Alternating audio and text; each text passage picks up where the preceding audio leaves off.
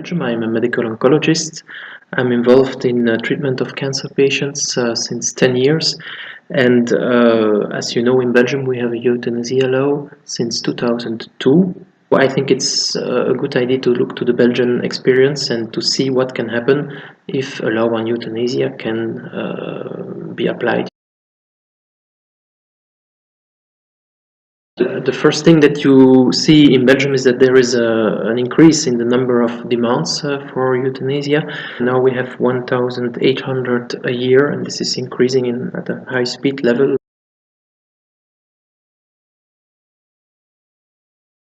In the beginning, 10 years ago, euthanasia was meant for terminal suffering, for pain difficult to control in other ways, for suffocation, anxiety at the end of life, situations where the doctor could not find a way to alleviate, but little by little the question of autonomy and the lack of sense of life, the meaning of life in case of disease came more and more upfront, and now patients are asking for euthanasia even if they are not terminally ill. The Belgian law does not mention the word terminally ill. It's enough to be ill, to have an illness for which there is no cure, but you don't have to be in a terminal state. The consequence is that last year 15% of the patients who underwent euthanasia in non-terminally ill conditions. And this number is growing. It has doubled over 5 years. So I expect that by 2018, 30%, so 1 out of 3 patients who will ask for euthanasia will not be terminally ill. It's not rare that from the first consultation with an oncologist, when you announce the diagnosis, the patient is already asking for euthanasia because he's afraid of suffering, he's afraid of losing his autonomy. There is a fear of the suffering which could come, but we even didn't talk about the possible therapeutic options.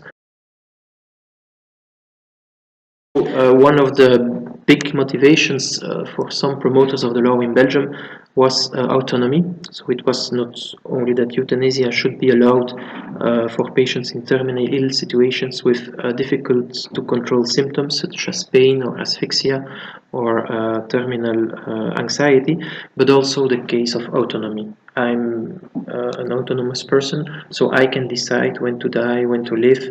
That's my decision. And also, if I feel that my life is not worth anymore to live, I would have the right to die now, and people should help me, or doctors should help me. And this autonomy reasons was not put in the foreground 12 years ago, because it would not be accepted. They put in the foreground the physical suffering, but now little by little this reason of autonomy is in the foreground. And for me this is a problem, because I think that with this law the doctor's autonomy is also in danger. There is a high pressure to go for euthanasia, and also in 2002 the law has foreseen that doctors who would have problems with their conscience, they should not be obliged to go for euthanasia. So they said, we will respect it, we understand that it's difficult, so if you don't like to do it, you will not be obliged to do it. And only 11 years later, there were several proposals for new laws, extension of the law, telling that doctors who would not agree to do euthanasia should refer their patients to a colleague who will do it. But for me this is like a collaboration to euthanasia. And it is very astonishing that in 10 years of time the same persons who said we will respect your conscience, now they say we will oblige you to refer. So this is really a lack of respect of the autonomy of the doctor. This is for me very surprising, because one of the biggest and even the most important value of the promoters of the law on euthanasia is autonomy. So they respect the autonomy of the patient, but they don't respect the autonomy of the doctor and the nurses.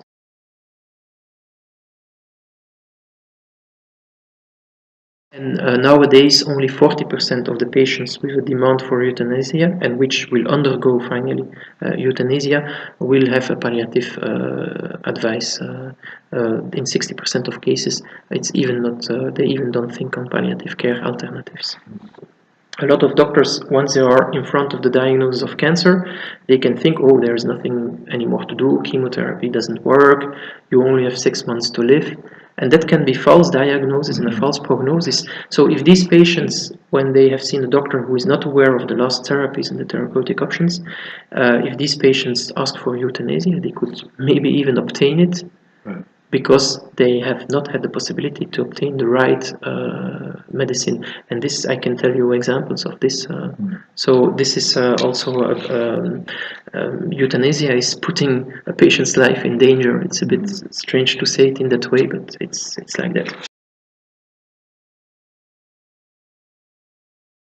One of the problems we see in patients asking for euthanasia is that they don't want to be a burden for their family. It's quite often that it occurs that this is the reason that they say. So recently, some months ago, we had a patient, a 72-year-old woman, who was end-stage disease of breast cancer, and she was receiving a therapy. She came to the Aude clinic, and the fellow came to see me, and he told me, look, I think that this patient who came for therapy, well, she wants euthanasia. So I went to see her, and I took half an hour to talk with her. And she gave two reasons. The first was that she was a bit tired of the therapy.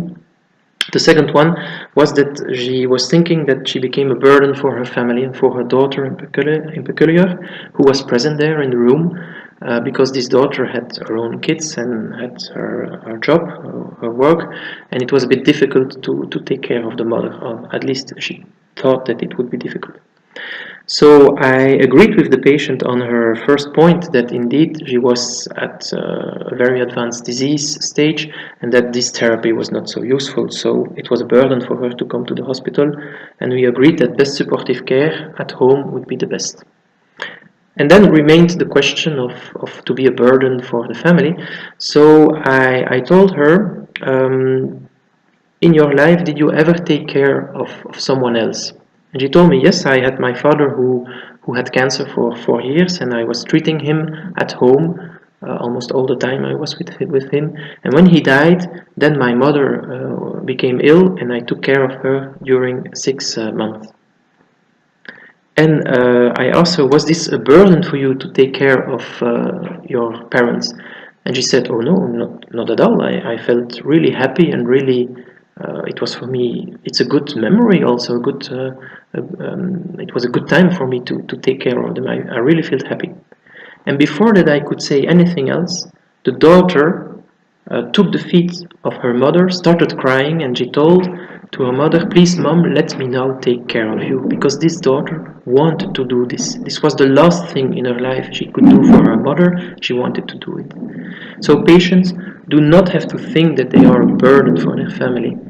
Instead of this, they offer them a possibility to grow in love, and this is the most important in life. The most important is not autonomy, the most important is love. And illness is a situation in which people can discover again that you can be happy giving love and time and care to another.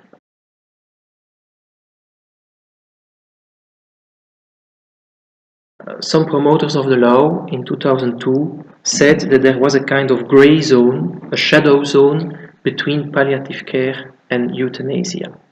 They said that doctors who were doing palliative care and administering morphine or sedatives could shorten a patient's life and therefore be accused as murderers. And they said that this was a shadow zone and could be dangerous for doctors, so this was one of the reasons to legalize euthanasia. Another reason to legalize euthanasia was the fact that euthanasia was already put into practice. It was done, but it was done in a covered way without telling nothing about it. So it was done in an illegal way, and they wanted it should be better that it was legal. And therefore there was the proposal, these were arguments in favor of the proposal of a law on euthanasia. Well, I can say you now that this is a false argument. You can see it in Belgium because there was a study published in an international journal showing that in Flanders, about 73% of all euthanasias were declared, and in Wallonia, 58%. So this means that even with a law on euthanasia, in Flanders, 27%, and in Wallonia, 42% of cases are not declared. So there is still a kind of illegal euthanasia, and you can make the calculation. It concerns almost 800 patients a year in Belgium. So this law on euthanasia did not put all euthanasias in the legality. On the opposite, there can be more euthanasias now illegal because euthanasia has been promoted in a very active way. If you really want to protect doctors who are in palliative care and who, without the intention to shorten life, are treating patients with morphine or sedatives, if you want to protect them that they will not be pursued if ever a patient would die earlier because of their therapies, then you can make a law on palliative care in which you say very clearly that as long as a doctor is administering palliative care, morphine and sedatives, in order to control specific symptoms as pain, suffocation and anxiety, that he cannot be pursued as long as he has given the right dose with proportionality and with the right intention. I think this is a way also to clarify this shadow zone, and I think this solution will be better than to legalize euthanasia.